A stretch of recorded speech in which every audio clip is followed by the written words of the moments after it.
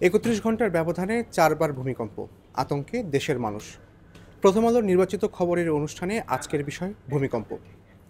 প্রথম আলোর নিউজরুম থেকে আপনাদেরকে স্বাগত জানাচ্ছি। আমি এস আল আরেফিন, আর আমার সঙ্গে রয়েছে প্রথম আলোর সহকারী বার্তা সম্পাদক পার্থশঙ্কর সাহা। পার্থশঙ্কর সাহা, আপনাকে স্বাগত। পার্থশঙ্কর সাহা, আপনি জানেন যে গত যে 2 দিন ধরে আমাদের ভূমিকম্প নিয়ে যে আতঙ্কের মধ্যে রয়েছে, এবং এর মধ্যে দেখা গেল যে শুক্রবারের যে বিরাট ঝাঁকুনি, সেই ঝাঁকুনির পরে আমরা শেষ পর্যন্ত খবর পেলাম 10 জন নিহত হয়েছেন এবং প্রায় 6 শতাধিক মানুষ আহত হয়েছেন। এবং এই আহতের যে খবরগুলো আমরা পেলাম সেগুলো পর্যালোচনা করে আমরা দেখলাম যে বেশিরভাগ মানুষ আহত হয়েছেন হুড়োহুড়ি করে নামতে গিয়ে, কেউ বা ভবন থেকে লাফিয়ে পড়ে আহত হয়েছেন। তো আসলে আপনি দীর্ঘদিন ধরে ভূমিকম্প সহ এই ধরনের প্রাকৃতিক দুর্যোগগুলো কাভার করে থাকেন। আপনার অভিজ্ঞতা কি বলে যে এই ধরনের দুর্যোগগুলোর সময় সবার আসলে কি করা উচিত? আচ্ছা আরফিন, ধন্যবাদ। সেটা হচ্ছে যে আহ, আমরা তো মানুষের কথা শুনে আসলে প্রতিবেদনগুলো করি। তো এক্ষেত্রে আপনার প্রশ্নগুলো উত্তরের জন্য আসলে সহযোগিতা নিতে হচ্ছে এ যাবৎ যেসব তৈরি হওয়া সেকেন্ডারি সোর্সগুলো আছে, বিভিন্ন লেখা, এবং সেগুলো আমাদের দুর্যোগ বিশেষজ্ঞদের, দুর্যোগ প্রতিষ্ঠানগুলোর তৈরি করা।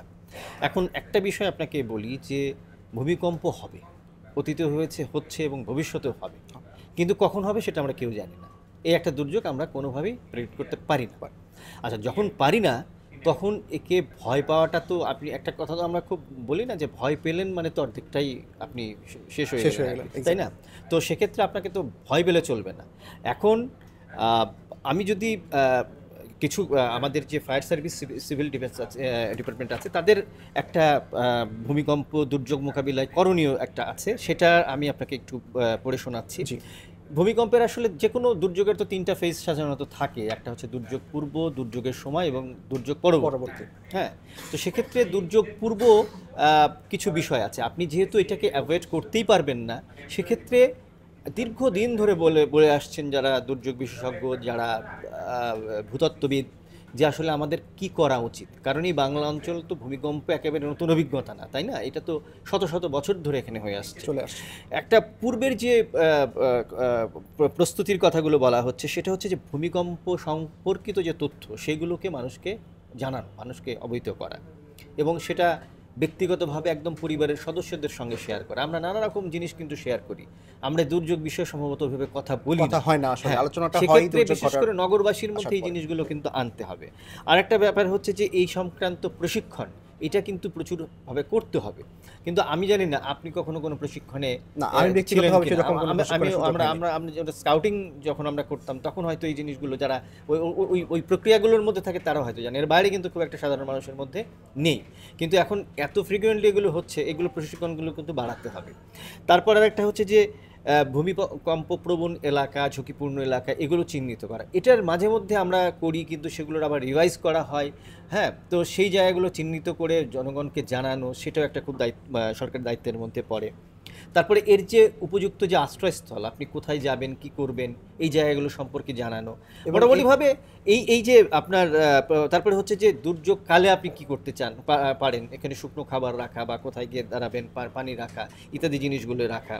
এই যে তারপর হচ্ছে অবকাঠামো ভেঙে পড়া, যে প্রশ্নটা আপনি করলেন আমাকে একটু আগে, যে কাঠামো ভেঙে পড়ায় বা ভয় পেয়ে দ্রুত সেক্ষেত্রে যদি আমাদের এই ধরনের একটা ভীতি আছে যে আমাদের ভূমিকম্প হলে এত পরিমাণ ভবন ধ্বংস হবে, হবে, আমাদের সেই রকম নাজুক স্ট্রাকচার অবশ্যই আছে, কিন্তু তার সঠিক তথ্য আমরা সঠিকভাবে জানি কি না, সেটা কিন্তু আসলে প্রশ্ন সাপেক্ষ।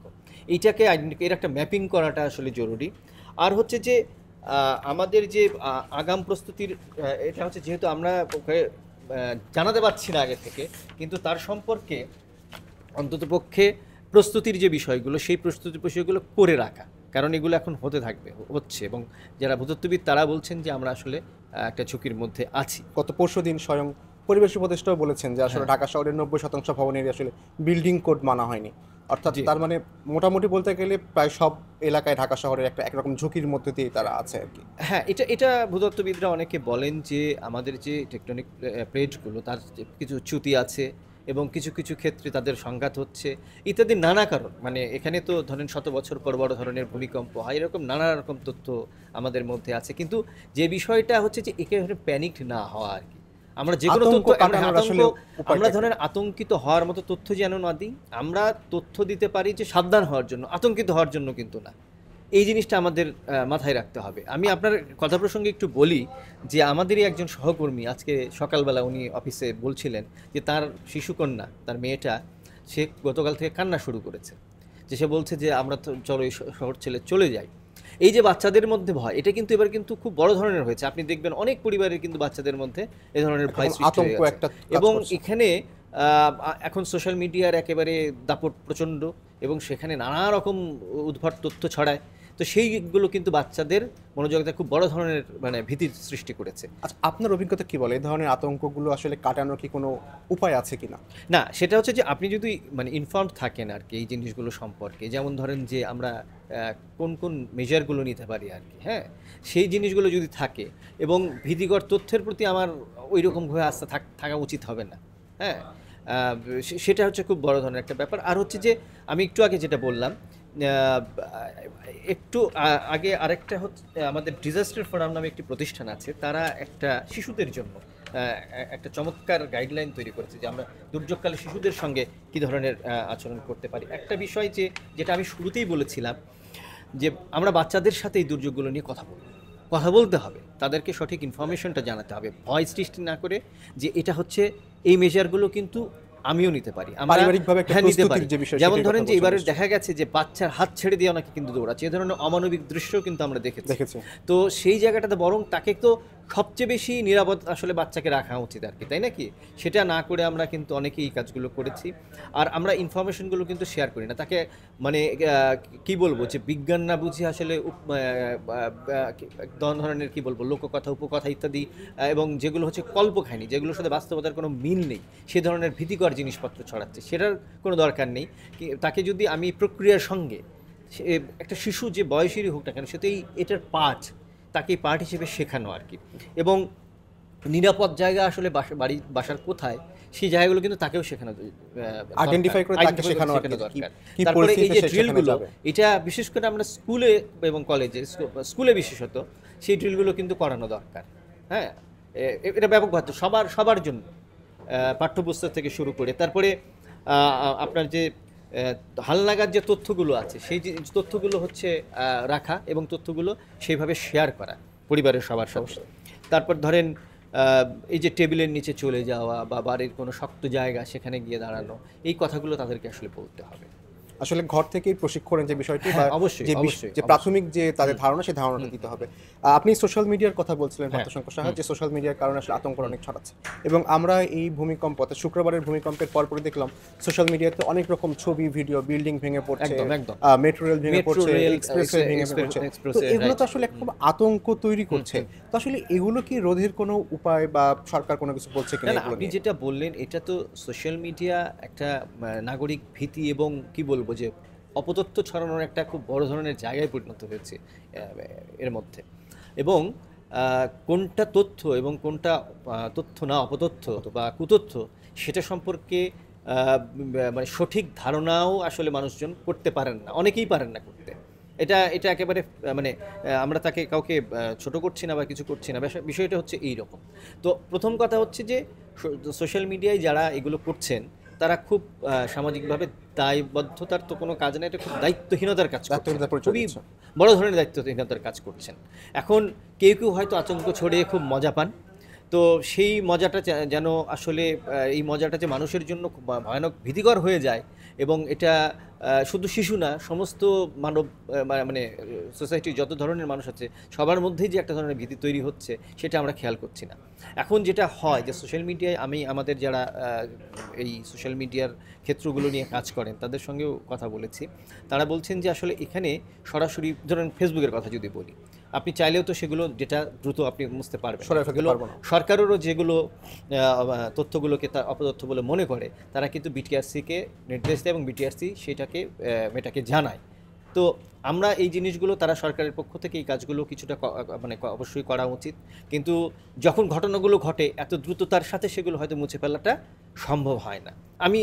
আপনি যে বললেন এই যে মেট্রো রেল ভেঙে যাওয়া, এই তথ্য কিন্তু কালকে আমাকে এমন একজন লোক বলছেন যিনি বেশ শিক্ষিত মানুষ আর কি, এবং তিনি মোটামুটিভাবে বিশ্বাস করছেন এই না, অনেকের বিশ্বাস করছে ঢাকা হ্যাঁ। শহরে বিল্ডিং ভেঙে ভেঙে পড়ছে পড়ছে, হ্যাঁ। বা এক্সপ্রেসওয়ে থেকে খুলে পড়ছে, এই ধরনের দৃশ্যগুলো বা এই ব্যাপারে তারা আমি প্রচুর সাধারণ মানুষ যারা বিশ্বাস আমাদের করছে। পাঠক যারা এটা দেখছেন বা শুনছেন তাদের কাছে আমি বলি যে অবশ্যই আপনাকে তথ্য বাছাইয়ের ক্ষেত্রে সংযমী হতে হবে। আর হ্যাঁ, সোশ্যাল মিডিয়ায় সব কিছু দেখলাম এবং সেটাতে হুমড়ি খেয়ে পড়ে গেলাম, এবং বাচ্চাদের এই জিনিসগুলো থেকে দূরে রাখা, সেটাও কিন্তু করা উচিত। এবং আসলে এই ধরনের সংবাদগুলো পেলে আসলে দায়িত্বশীল যে সমস্ত মিডিয়া রয়েছে বা যাদের বেশ সুনাম রয়েছে ভুল তথ্য না দেওয়ার জন্য বা সঠিক সংবাদ প্রচার করার জন্য, তাদের কাছেও কিন্তু তার দ্বারস্থ হতে পারে বা তাদের অবশ্যই আমি এই মাধ্যমে কথাটা আসলে আপনাকে বলতে fact check যাচ্ছি করে যে নিতে পারে। গণমাধ্যম, প্রকৃত অর্থে গণমাধ্যম যারা এবং যারা যাদের প্রতি তাদের আস্থা আছে তাদের দ্বারস্থ হওয়া, এবং গণমাধ্যম কর্মী যারা আছেন তারাও যেন পাজল না হন এই কাজগুলো দেখলে আর কি। আপনাকে, আমাকে এবং যারা আমরা গণমাধ্যম কর্মী রয়েছে এই ধরনের দুর্যোগপূর্ণ মুহূর্তগুলোতে আসলে কাজ করে যেতে হয়, এবং সেই সময়টাতে আসলে আমাদের কাজ ফেলে যাওয়ার আসলে সুযোগ থাকে না। অবশ্যই। তো সেই জায়গাটা থেকে আপনি তো বেশ কিছু ফায়ার সার্ভিসের সঙ্গে কথা বলছেন, বিশেষজ্ঞদের সঙ্গে কথা বলছেন, তারা কি বলছে যে যারা অফিসে থাকবে বা বহুতল ভবনে থাকবে তারা কি আসলে এরকম নিচে নেমে যাওয়ার চেষ্টা করবে? কারণ ঢাকা শহরে তো আসলে সব দিকে বিল্ডিং, ফাঁকা জায়গা তো নেই, কোথাও নেই। তো তারা আসলে যারা অফিসে থাকবে বা মার্কেটে থাকবে তারা আসলে কি করবে? এখন দেখেন অনেক জায়গায় দেখা গেছে যে ফাঁকা জায়গায় গিয়েই কিন্তু অনেক বেশি করে আহত হয়েছেন আর কি, অনেক ক্ষেত্রে দেখা গেছে। আর একটা বিষয় হচ্ছে যে এর আমাদের যে নিরাপত্তার অনেক প্রতিষ্ঠান, যেমন আমাদের প্রতিষ্ঠানের কথাই যদি বলি, আমাদের কিন্তু এই ধরনের ড্রিল করা হয়, নিয়মিতই করা হয়। এখানে প্রতিষ্ঠানের কিছু কিন্তু দায়িত্ব পালন করতে হবে।